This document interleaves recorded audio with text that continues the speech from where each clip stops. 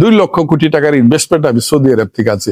ইতিহাসে নাই, foreign ministry কেন বাংলাদেশের ইতিহাসে নাই যে 2 লক্ষ কোটি টাকার ফরেন ইনভেস্টমেন্ট বাংলাদেশে আসতে পারে। আমি আল্লাহর রহমতে আল্লাহ আমার করাইছে, আমি কাজ দেখাইছি। আপনি যদি কমিটেড থাকেন আপনি পারবেন। আমি তো কোনোদিন কূটনৈতিক ছিলাম না, কিন্তু আমার দায়িত্ব দিয়েছে। কারণ যে ব্যক্তি বাংলাদেশের মাটিকে ভালোবাসবে, যে মানুষকে ভালোবাসবে, সে যে কোনো কাজে উত্তীর্ণ হতে সক্ষম হবে ইনশাল্লাহ। আমার জীবনে আল্লাহর রহমতে আপনাদের দোয়ায় আমি সত্যের সাথে কম্প্রোমাইজ করি নাই। আমার ব্যক্তিগত জীবনে আমি কম্প্রোমাইজ করি নাই। আমার বাবারে যারা চিনেন এখানে তারাও দেখছেন আমার বাবা কোনোদিন আপনাদের সত্যের সাথে কম্প্রোমাইজ করেন নাই। সবাইকে ধন্যবাদ, আমি কৃতজ্ঞ যে আপনারা সবাই আজকে আমার রিকোয়েস্টে আপনারা এখানে আসছেন।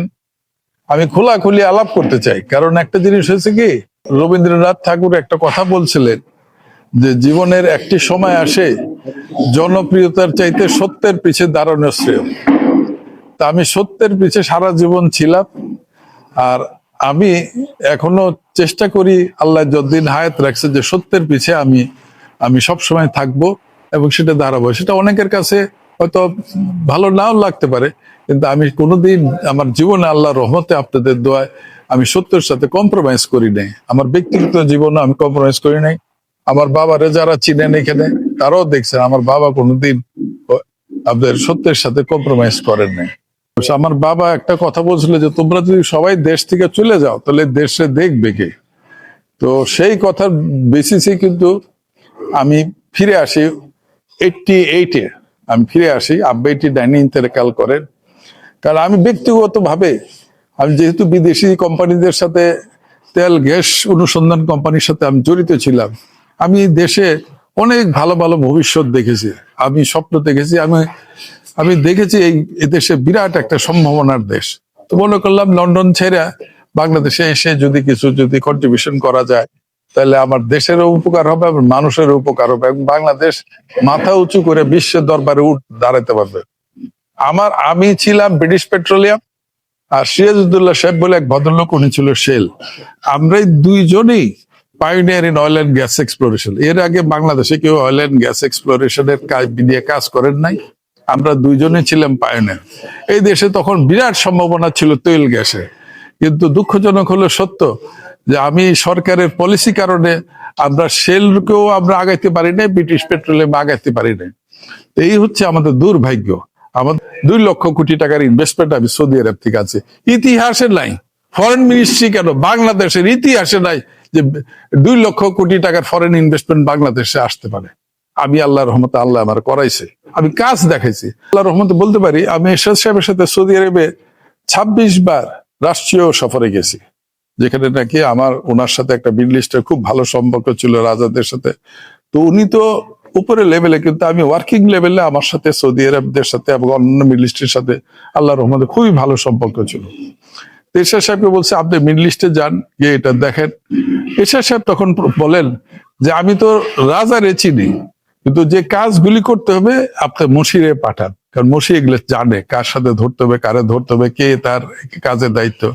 তখন আমাকে 2015 ফেব্রুয়ারিতে আমাকে চুক্তিভিত্তিক কন্ট্রাক্ট বেসিস চুক্তিভিত্তিক আপনার নিয়োগ দিয়ে সৌদি আরবে রাষ্ট্রদূত করে পাঠান, সৌদি আরবিয়ান ওআইসিতে। তো এখানে যাওয়ার কয়েকটা মূল উদ্দেশ্য ছিল। একটা উদ্দেশ্য ছিল সরকারের, আমাদের 9.5 বছর কোনো রিক্রুটমেন্ট ছিল না, সৌদি আরবে কোনো লোক এখানে নিয়োগ করতো না, 9.5 বছর বন্ধ ছিল। দ্বিতীয়ত 10 লক্ষ এমআরপি পাসপোর্ট করতে হবে ধরেন 8 মাসের মধ্যে, এটাও একটা বিরাট চ্যালেঞ্জ। তারপরে আপনার মানুষের ওখানে দুরবস্থা, তারপর সৌদি আরবের সাথে আমাদের কোনো ব্যবসায়িক কোনো সম্পর্ক ছিল না।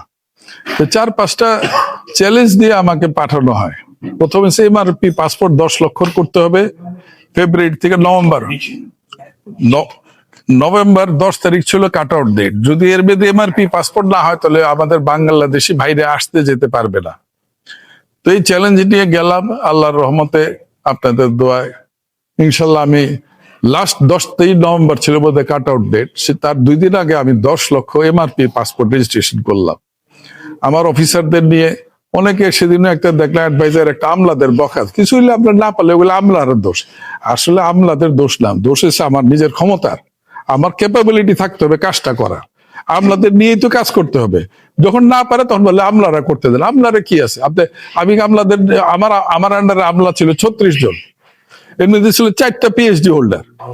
তাদের কনফিডেন্স নিয়ে কাজ করতে হবে, কারণ আমি 24 ঘন্টা আমার মোবাইল ফোন খোলা থাকতো। আমি 24 ঘন্টা আমার অফিসে কেউ বলতে পারে, যারা সৌদি আরবে ছিল আপনারা জিজ্ঞেস করে দেখেন, আমি অফিসে কোনদিন লাল বাতি জ্বালায় বসে থাকি না। আমি সবসময় দরজা খুললে আমরা দেখা করতে কেউ অ্যাপয়েন্টমেন্ট লাগতো না। কাজ করতে হবে, কাজ করলে আপনার সবই আল্লাহর রহমতে ওইটা করলাম। 6 মাসের মধ্যে জায়গায় জায়গায় ঘুরে ম্যান পাওয়ারটা ওপেন করলাম।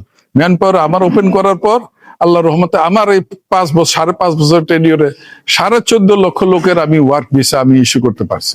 14.5 লক্ষ আল্লাহ আমার করাইছে, এটা যাতা ব্যাপার না। 14.5 লক্ষ লোকের আমি ওয়ার্ক ভিসা 5.5 বছর আমি, এখনো যে লোক যাচ্ছে, যদিও এখন অনেক ঝামেলা হয়, অনেক আপনাদেরকে ম্যান পাওয়ার আল্লাহ অন্যরকম করেছে, আপনাদের গিয়ে সেই ওই ধারাবাহিকতা কিন্তু এখনো চলতেছে, কিন্তু আমি খুলে দিয়ে আসছিলাম। তারপরে সবচেয়ে বড় আল্লাহ রহমতে আপনাদের আমার সৌদি আরবের কিছু ইনভেস্টমেন্ট ছিল, 26% শেয়ার ছিল ইসলামী ব্যাংক বাংলাদেশে। সেখান থেকে আমি আপনার গিয়ে আর কোনো ইনভেস্টমেন্ট ছিল না। তো এই 5.5 বছর দৌড়াদৌড়ি করে আপনার ঘাটে ঘাটে যাইয়া, এদিকে যাই ওদিকে যাইয়া আপনার গিয়া 15 থেকে 20 বিলিয়ন ডলার ইনভেস্টমেন্ট আনলাম, সৌদি ইনভেস্টমেন্ট। 20 বিলিয়ন মানে কত? দেশের যারা আপনার গিয়া পলিসি লেভেলে যায়, যারা সরকারের লেভেলে যায়, তারা সবসময় চিন্তা করে যে নিজের কি আবার লাভ হবে। তারা দেশের লাভের চাইতে ব্যক্তিগত লাভের জন্য দেখে। তার জন্য বড় বড় তেল কোম্পানি আসছিল এক সময়, তারা এখান থেকে চলে যেতে বাধ্য হয়। কারণ এইসব বড় বড় তেল কোম্পানি, একটা জিনিস মনে রাখবেন, বিদেশি তেল কোম্পানি তাদের কাছে পৃথিবী খোলা, আপনার কম্পিটিশন করে তারা আপনাদেরকে তাদের আনতে হয়। তো সেখানে আমরা রাখতে পারি নাই, ব্রিটিশ পেট্রোলিয়ামে চলে যায়, শেল অয়েলে চলে যায়, কিন্তু তারা এখানে আপনাদের গিয়ে হাজার হাজার কোটি টাকার তারা কাজ শুরুও করেছিল, কিন্তু এখানে তারা থাকতে পারে না। এই আমাদের যারা পলিসি মেকার এবং যারা রাষ্ট্র ক্ষমতা যায়, তাদের ভিশনের অভাব, খুব ন্যারো ভিশন। আপনি গিয়ে দেখবেন এই দেশ কিন্তু আমাদের এরকম থাকার কথা ছিল না, এই দেশ অনেক দূর আগে যাওয়ার কথা ছিল। যাই হোক, আপনি যদি কমিটেড থাকেন আপনি পারবেন। আমি তো কোনোদিন কূটনৈতিক ছিলাম না, কিন্তু আমার দায়িত্ব দিয়েছে, কারণ যে ব্যক্তি বাংলাদেশের মাটিকে ভালোবাসবে, যে মানুষকে ভালোবাসবে, সে যে কোনো কাজে উত্তীর্ণ হতে সক্ষম হবে ইনশাল্লাহ।